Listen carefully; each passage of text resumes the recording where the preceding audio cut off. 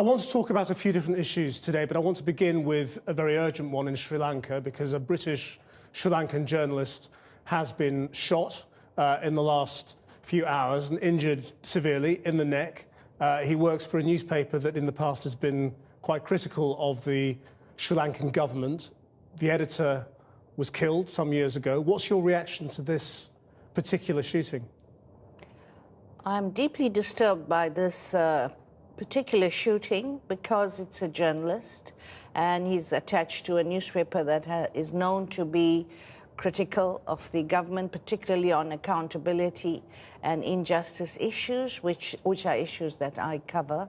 And I will be reporting to the Human Rights Council my concern over extrajudicial killings, abductions, and this kind of treatment and suppression of freedom of expression. What do you want the Sri Lankan government now to do about this shooting and about all the other shootings and killings that have been taking place? You know, in short, let me say they have to be investigated. There has to be credible investigation, and they have to involve the civil society in the kind of institutions and investigations they set up, because if it's done by the government or the police themselves, they do not enjoy the confidence of the people at this stage.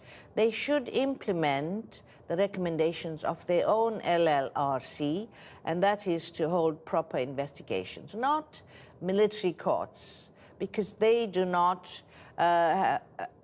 enjoy the confidence of the people. They're not impartial. The government has set up military courts to look into past killings and violations.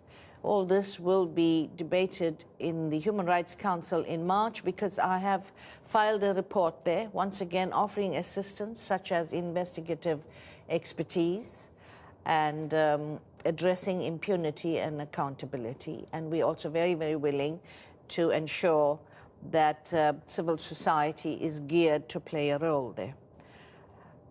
So, not setting up military tribunals, because they do not enjoy the trust of the people at the moment. And with regard to this journalist, Faraz Shaukat Ali, he is clearly very vulnerable right now. He has been shot. He's in a Sri Lankan hospital. What should the authorities be doing for him right now? The authorities should immediately provide protection for him, because whoever tried to kill him obviously was targeting him. So it's an act of attempted assassination. So he needs to be protected immediately. The trouble is, the truth is, the campaigners believe it was the government who were attacking him, isn't it? If we're being blunt about it. The suspicion is that the Sri Lankan government may have been behind this. Well, that's why there has to be a proper investigation before we can conclude that. In the meantime, it's law enforcement that has to provide him protection. And it would demonstrate on the part of the government that they care if one of their citizens is fired upon. I mean, everybody should care who are the people who are going around shooting other people. This is what law enforcement is about. You should be ahead to know who are the people behind the killing and shooting of journalists and human rights defenders. But how can law enforcement work when law enforcement is itself suspected of involvement in the killings of more than a dozen journalists in recent years, of dozens more shootings?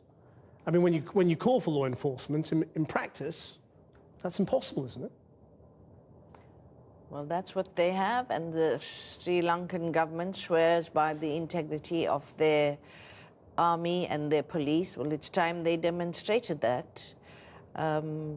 These institutions built into their democracy must now begin to work properly, and this is an immediate instance where they can demonstrate that.